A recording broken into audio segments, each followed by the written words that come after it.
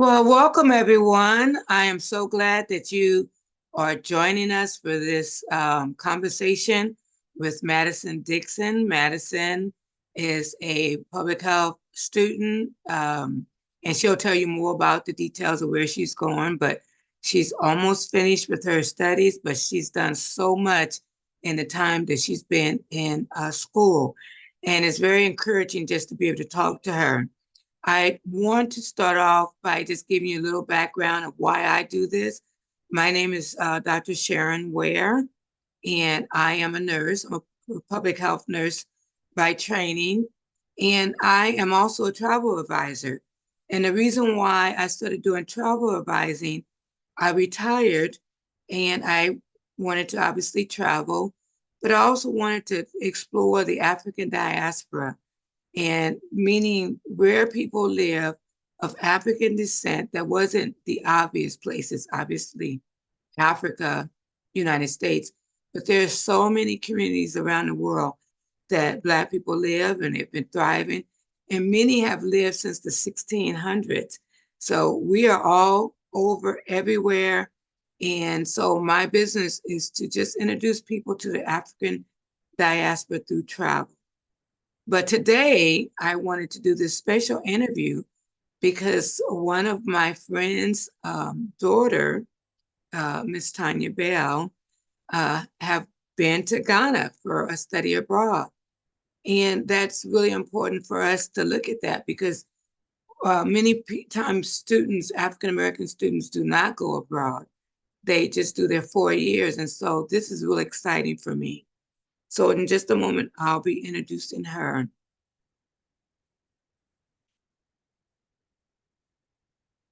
So let me just give you a real quick background about Ghana. Ghana is obviously on the continent of Africa. It is a country, and its capital is Accra. It's a it looks small when you look at this map, but Ghana is actually really quite large. Africa, the continent itself, is very large.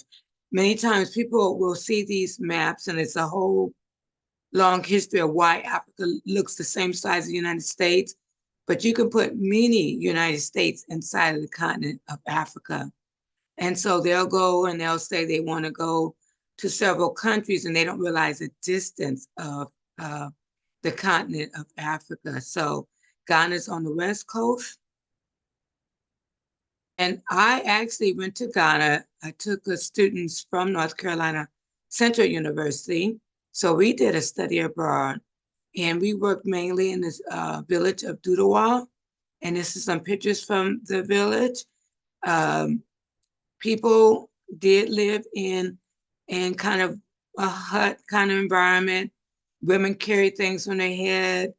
But the thing, I don't know if you could tell, but the picture in the bottom right-hand corner, even though there's goats running through the village and people seem like it's very, very rural and really almost behind the time, pretty much everybody had a cell phone. And women would be making deals on the cell phone selling their vegetables. So Ghana is an extremely interesting place to visit. This is a flag of Ghana, red, yellow, green, and black. Few quick facts about Ghana. The flag represents the red. They say the bloodshed, the yellow, the gold and mineral, and which is one reason why European explorers went to Ghana because it had so much gold and so many minerals. The black for freedom and the green for the rich forestry. It is the second largest cocoa exporter in the world. And that's soon about to change because many of Ghanaians have realized they grow cocoa, they send it to Europe, Europe processes it and then sells it. And obviously they're the big profit makers. But the Ghanaians are realizing that maybe they should do their own processing. And there's a big switch in Africa all around in terms of we're going to take control of our history and no longer be the person that you come and you lend support to, but we're going to be world leaders. So you're going to see in the next 10 or so years a big change in Africa as far as being a world leader. And you're starting to see some of that now. Is a larger producer of gold in Africa. It's called the Gold Coast. And the word Ghana means warrior king. So there's lots of tribes in Ghana. Many of them are warrior tribes, very different. Each tribe is different.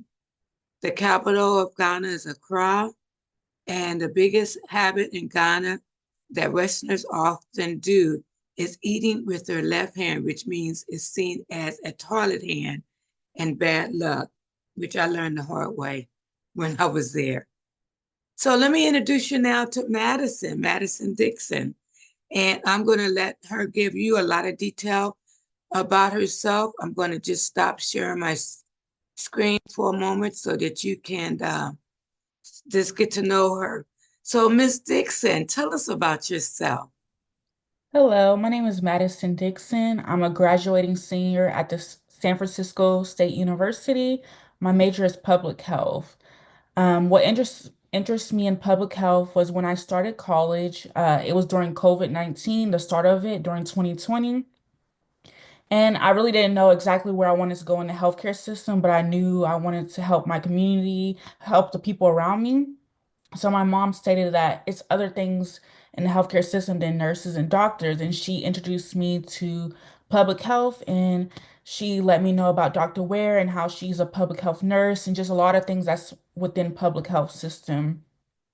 So within my first year, I really got interested in public health and started joining different organizations, such as the Public Health Student Association at Langston University, and it really started my journey into the public health field. And Madison, even though she's in school now, she's done so much already. She's done things that many people, when they graduate and get a job, have done. And we'll talk more about that later. But she's been published. She's had a poster presentation. I'll show that to you later. She's been at Johns Hopkins. She'll share that experience. Of course, she went to Ghana. She's just been an amazing, amazing student and just a leader. And one day, maybe after I'm all gone, people are going to pull up this video and say, I knew her when she was really young, you know. So when she's over public health or some job there. So Madison, you recently traveled to Africa, to Ghana. And so tell me about that experience. Yes. So I traveled with my school through the California State University international programs, and we came within a cohort of a lot of people across California, and we studied at the University of Ghana, Legon, which is on the outskirts of Accra. Um, it was a great experience. I was able to really get into the public health program there, and I took classes such as social, cultural, international health, and dimensions of public health. So I was able to get a grasp of the health in Ghana and other places of the continent of Africa. Great, great. How would you describe, and this is not on the list that I gave you, but I think you'll be fine by answering it. You studied outside of Accra, which is a major city, but how would you describe Accra and the city that you studied in? Accra was very beautiful. Right when I landed into the country, I felt welcome. Everyone talks to you like you feel like you really belong. I felt very safe. I love the culture of how people just interact with each other. I didn't feel any hostility. It's so many across the capital, so so many people around Ghana that comes to Accra to live, work, and it was just a very beautiful environment to see the diaspora. Because before this, I never been to Africa in general. So just going there, I felt like I was a part of a community that I don't feel a lot in America. You know, when I travel overseas, particularly when I travel to the diaspora, I could be in France, and if I go into the black side of France, Paris Noir, the part where many Africans from the colonies live, I just feel like they say, Auntie, Auntie. I just feel like I'm part of them. I just feel like Yes. I can just let my shoulders down from some of the experiences in America. Because in America, many times I feel like I'm uptight, I'm on guard. But of course, you be safe no matter where you travel. But when I'm part of the diaspora community, I feel like I can relax and just be me. Did you have that experience? Yes. I Sometimes me and my friends, we would just walk around the area. Like we went to Oxford Street, we went to Osu, the different beaches, and I just felt safe. Like I didn't feel like people were against me because of my color. I just, it just felt like home. While living in places in the United States, I feel like I couldn't have done that. Yeah. I remember when we took the students there, we went to a party on the beach, and Yeah. man, that was a party. Did you have that experience? Yes, we went to different lounges and clubs throughout Accra. It was very beautiful, wonderful seeing people dance because here a lot of people don't dance. So just being able to dance in those areas and people trying to teach you. And I actually took a traditional dance class at the University of Ghana. So it really got me out of my comfort zone and not caring about what other people think, but just using your body as expression and just enjoying yourself. It almost feels like 'cause this is what I'm meant to do, Yes. And sometimes I get kind of judgmental. People say, "I want you to come over to my party," and it's like, "Will there be dancing?" Because it's not a party unless it's dancing, you Yeah. know. But there on the beach, it's just so free, and the music and the food, and just really wonderful. How long were you in the country? We were there from April to August, so about 4 months. So that's a good amount of time to experience a lot. And Yes. so the city that you went to the university, how far away from that is that from Accra? Maybe about 15 minutes. Oh, very close. Very Okay, okay. close. Did you drive while you were there, or how did you get around? No, I know a lot of people were like, you should drive, like different people we would meet out there, but it seemed very hectic. I was scared. They drive like us, like on the right side, but it would just seem like a lot was going on, a lot of traffic, so I was nervous. So I usually took like Ubers, Bolts, which is kind of like a Uber system there. Even walked, I walked so much there, like 30 miles. The campus is so big, so it was just amazing just walking through that environment and even walking into the city. Yeah, yeah.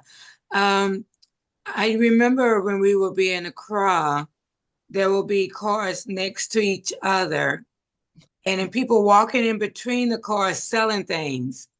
And I Yes. remember I don't think I put it up on the shots earlier, but there was a lady who had like six baskets on her head walking through the traffic, in the middle of the traffic. I was Yes. like, oh my God. I don't know. Amazing experience. Just seeing, I Yeah, think one time I bought plantain chips, just seeing like the different varieties of foods that they are selling was amazing to see. yeah, yeah. Did you eat a lot of fresh fruits and vegetables?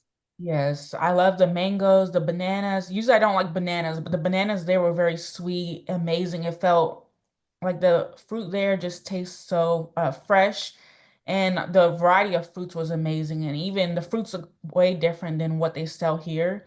So it's just interesting to see how like their production of agriculture is there. Yeah, that's great. Um, so this was your first time out of the country or just on the continent? The first time in the African continent, but I've been to other parts of the What world. what other countries have you visited? In high school, our school took us to Greece. So we went to Athens Oh, for five wow. days. Then we traveled throughout the islands, Mykonos, Santorini, and there was a few. It was a lot of islands that we went to. Yeah, I love Greece. Oh, you well traveled, huh? So, Yes. and of course, you've been all over the United States as well. You lived in different parts of the United States. What Yes. would be your favorite? This is not one of the questions, but what would be what would you say your favorite country to visit? I'll definitely say Ghana. Like till this day, I'm still talking about it with my friends. Like I wish I was there. Greece was amazing. The culture was amazing, but I feel like just being in a area where you can see your people was just an amazing feeling. I would Yeah, definitely yeah, go back to Greece now that I'm an adult, but I feel like I really want to explore more of Africa. yeah, yeah. So, so did you go into some of the small villages and the rural areas? Yes, we had I think at least two different experiences. One, I think we were in the Volta region where we were able to go into a village and we were able to talk to the chief where we did a whole cultural tradition, like bringing them a gift, asking them, is it okay for us to be in their community?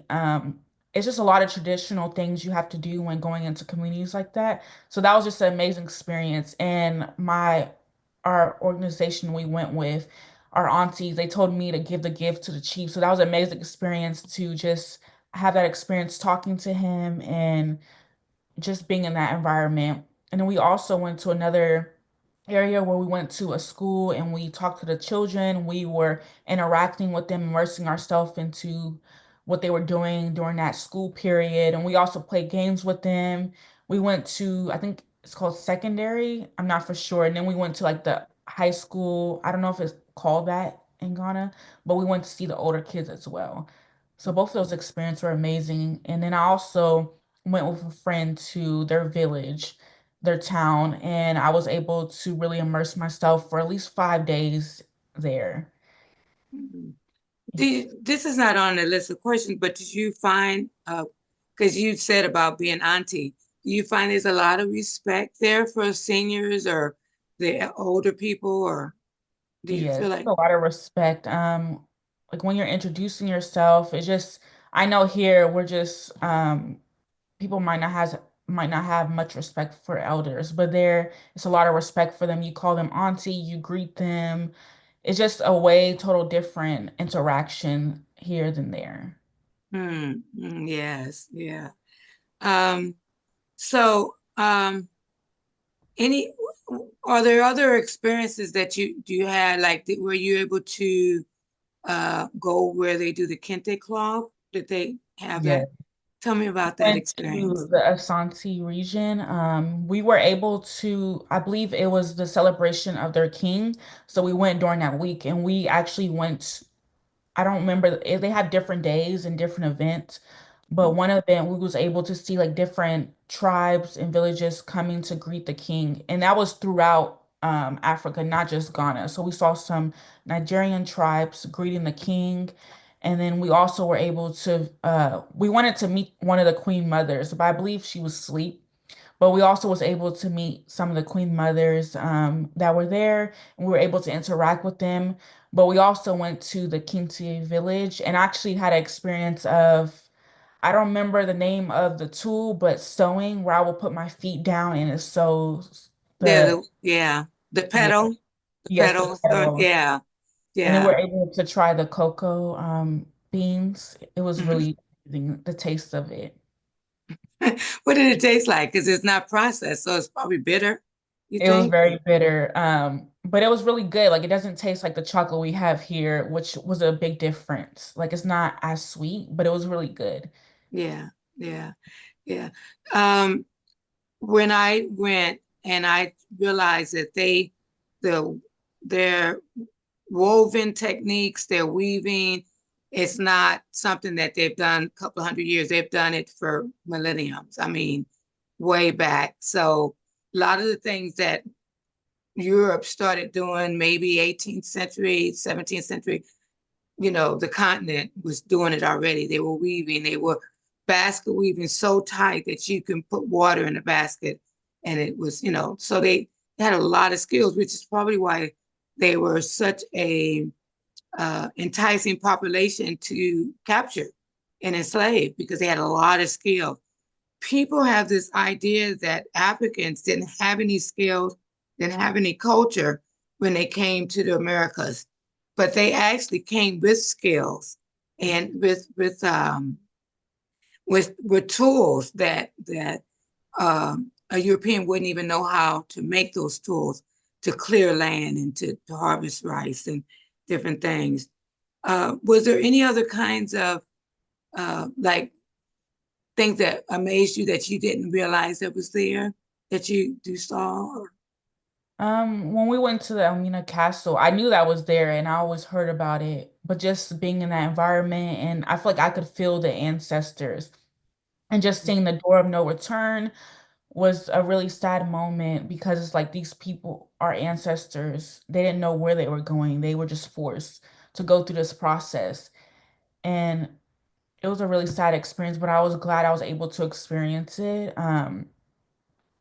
And also we were able to experience like different natural waterfalls. We were there. I stayed in the water for 3 hours, just feeling very serene. We were able to hike in the west region. I forgot the exact name of where we hiked, but it was really a great experience. And Mm, also we went to like different what is it called? Different markets. So I mhm, know we went to markets in Accra, and then we also went to markets in Kofri It's like mhm, in going up into the eastern region. mhm, And just it's so much that I feel like the Western media tries to show that what Africa doesn't have, but we they don't show what Africa has. Just like we stated that they were surviving on their own before the colonizers came in and took over.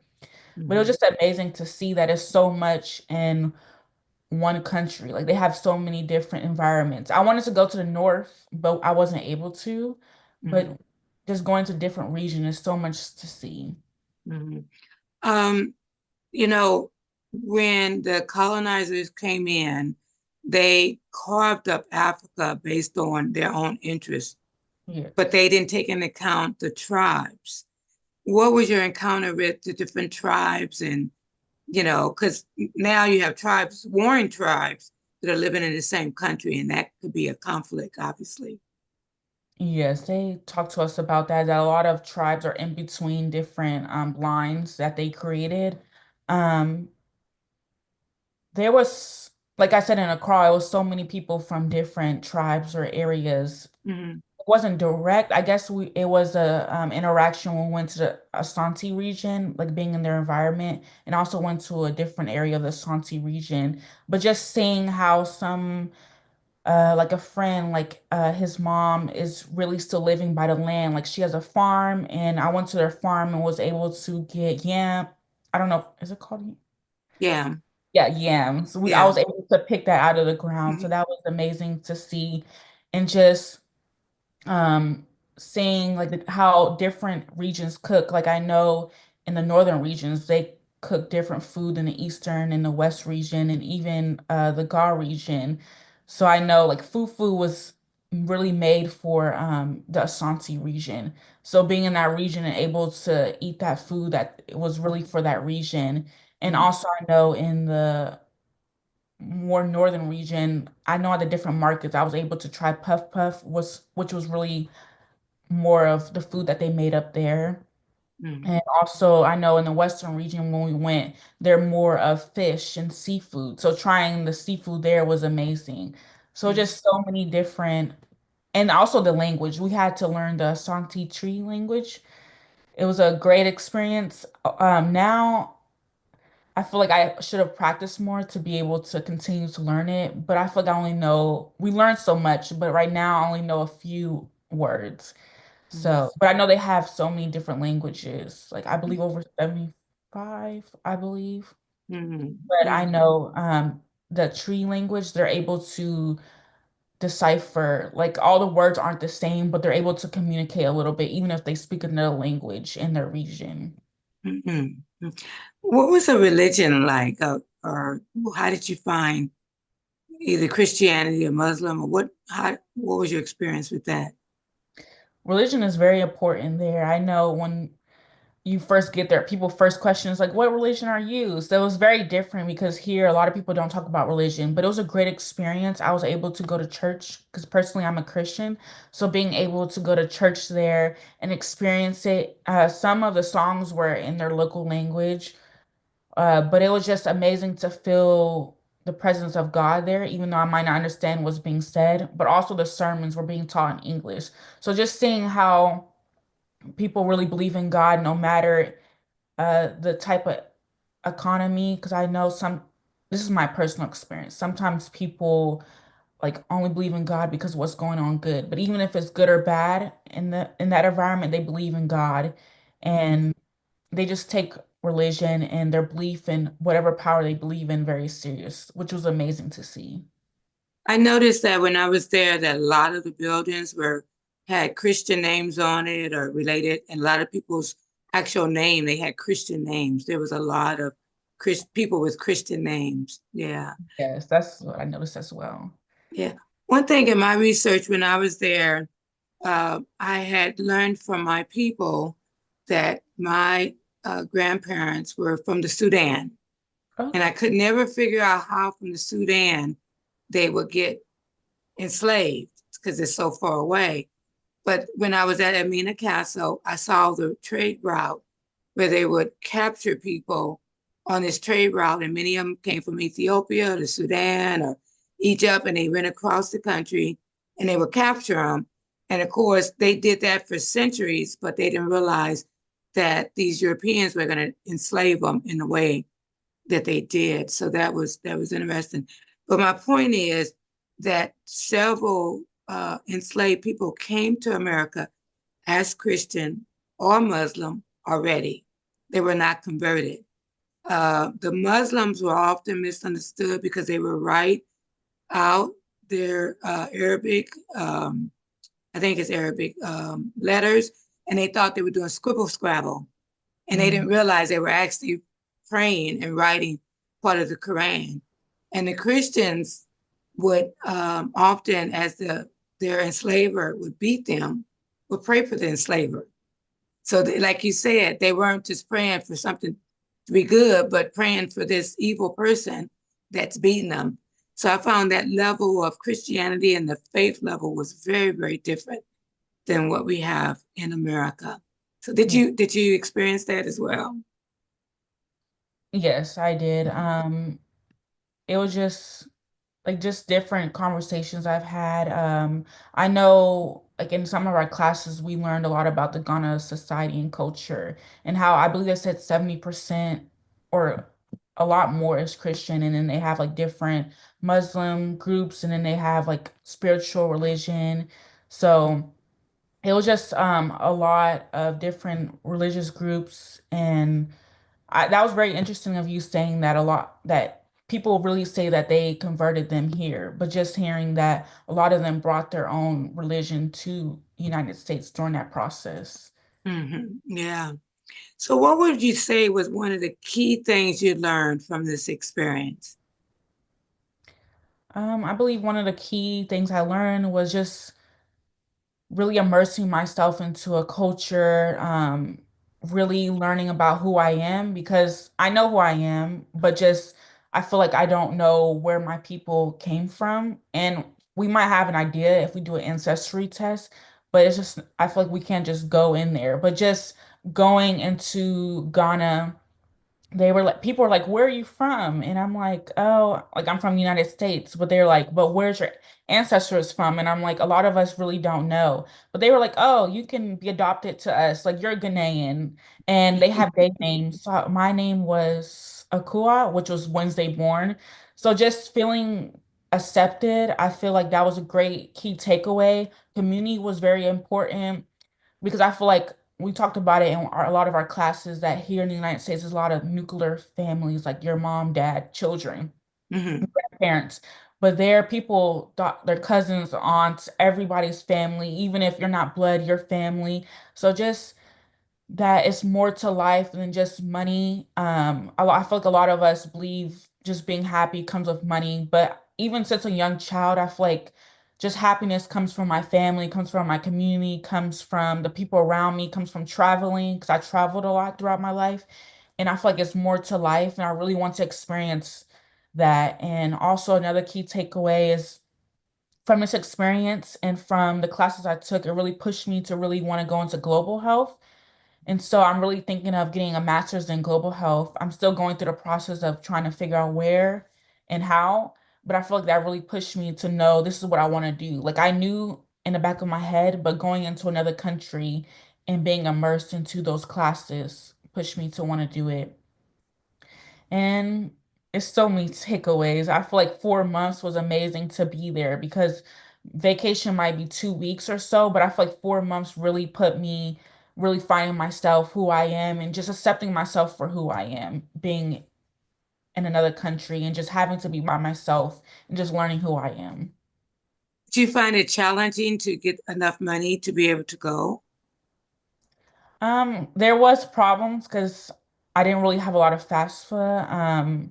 but my family came together and like friends, family friends came together and also took out a short-term loan to be able to get a flight. But I know a lot of people have opportunities through FAFSA, through CSU. They have different scholarships that you can apply for. One of the girls in my group, she went to UC, one of the UC schools, and she got like almost $10,000 to be able to go there by applying to a scholarship. So there's many opportunities out there to really study abroad, and I hope many African Americans, Black people throughout the diaspora really take on that experience. And even the process of like different schools. I at our international hostel, I met people from Tennessee, I met people from Howard, from Georgia, from Japan, from England, everywhere. So just having that experience, I feel like everyone should do that. Just meeting people from everywhere. So this is a Amina Castle that Madison was speaking of. Do you want to say anything more about Amina Castle? Um, just even the shackles right here, seeing that, and this was an actual artifact.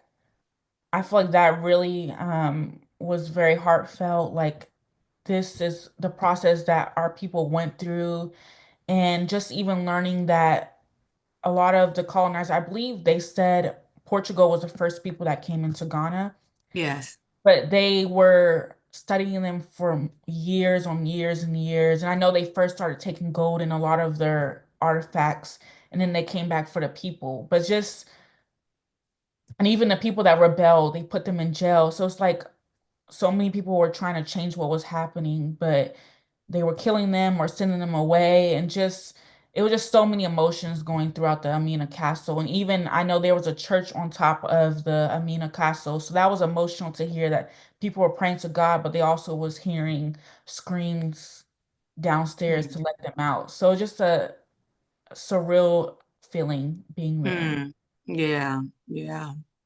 Um, so Madison, like as I said earlier, has done many, many things in her short career.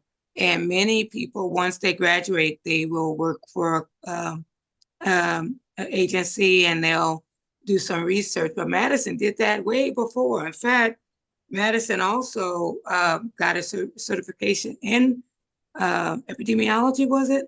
That you got a Contact certification? tracing. And what? Contact tracing? Oh, contact tracing when Yeah. we did the HIV, I'm sorry, the AIDS. I'm sorry, I got the wrong disease, the um, COVID, doing COVID, right?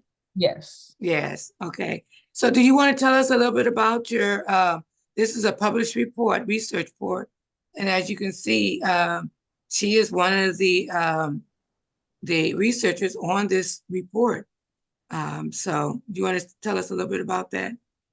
Yes. So I was a part of the Generation Tomorrow at John Hopkins, and we focus on HIV and HCV and learning about the different stigma and learning about community outreach. But also throughout the program, we were able to partner with a mentor, and my mentor was a psychiatrist, sorry, and he worked with kids that dealt with disruptive behavior disorders. And so when I was researching, I really focused on how physical can physical abuse increase the risk of, can disruptive behaviors increase the risk of physical abuse in children in Baltimore? So throughout this experience, I was able to read literature reviews and really figure out research that's already there. But also my mentor had a lot of data. So I went into the data and I did different like chi-square tests and did a lot of these graphs right here are graphs that I did. And it was a great experience because like I was telling Dr. Ware before we started that a lot of this I didn't know what I was going into, but now since taking my public health research class, I was able to really learn more about public health research in a different qualitative and quantitative. So during this research before I did a lot of these classes was very interesting and a very good experience to learn. But also now that I took this class, I feel like I'm more um, qualified or more, I feel like I know what I'm doing more now. So this research was a very interesting research to do, but I mean the results, there weren't a lot of what is it called? It Like wasn't, new discoveries. yeah. So there has to be a lot more research to be done to figure out this question, but it was very interesting to do. Well, it's not probably within your um, public health world. It's not new, but some people don't realize the correlation with, Yeah. abuse and, the acting out or behavior. So it still needs to be like published, and people need to know about these things. It's funny that in public health, we may know this, but it's kind of hard to convince society as a whole that it really makes a difference, these factors. Um, so as we begin to wind down, is there any, first of all, what's your next venture? What are you planning to do next? That's what I'm in the process of doing right now. I applied to a lot of fellowships through the San Francisco Department of Health and also finishing up my last semester at San Francisco State University. So I will be graduating in the spring. So I'm in the process of looking into master's program as well as looking into different fellowships to give me more experience in the field. But I'm just excited for what the future holds for me. I am excited for your future holds for you. I, and do you mind sharing your age? I'm 22. Yes. At 22, it's like, wow. And you've done all these things already. So imagine when you get to be 52, what you would have accomplished. But I'm so glad for this opportunity. Any closing thoughts before we, wrap it up? Yes, I wanted to say thank you for this opportunity for me to talk about my experience in Ghana as well as other public health experiences. And like I was saying before, I feel like a lot of people should be able to experience studying abroad, and I feel like it's a great opportunity. And I'll say definitely look into the African diaspora because I know when I was going through a process, a lot of people were talking about, Europe, Asia, and that's great for them and everything, but I also feel like it's a great experience to go to the African diaspora, and I there's so agree many with you. opportunities. I agree with you. It's just a totally, I go to Europe and I enjoy Europe, but and every country I go to, whether it's Italy, if I find a community of Black people, it's just a whole different vibe going on. It's just different and not better or worse, but different. And I'm always love that experience. So we're gonna wrap it up. We have two in our audience here. Is there any questions from the audience that they would like to ask before we wrap it up? Hello, this is Tanya. Actually, I am Madison's mother. I I'm on video because I'm multitasking at work, but I definitely wanted to be able to be involved in this wonderful experience just to hear all that Madison has been able to experience over the last couple of years is truly a blessing, and I'm extremely proud of her growth. I'm excited to see what she's going to do. She's going to crack that ceiling that we as African American women have talked about for so many years. I know that she's going to take the mantle and keep going and just find the solutions to a lot of things that myself, Dr. Ware, and others that have attempted. I know she's going to find a solution and just keep going in this quest of public health. Yes, yeah. So we're excited. Dr. Hall, do you have anything that you needed to share? I really just want to commend Madison for sharing your experience. I mean, you really almost had me in tears when you spoke so candidly about how welcome you felt in a country that you had never even been to. You're not a native there, but Mhm. just to feel a part of, because here in America, born and raised, I feel very disconnected. So just hearing that, I hope in my lifetime I get to experience what you have already experienced at the age of 22. And I pray that my daughter can listen to this recording and follow in some of your footsteps, because definitely you are an inspiration. So keep doing what you're doing and sharing your experiences, because you're influencing those who are coming behind you, and those that are old as me and haven't done that. You're influencing me. So kudos to you, and I look forward to hearing much more of what you're going to do in public health. Yes. So Thank you. Madison, thank you so much. I appreciate you. And I will, after we sign off, I'll send you the recording.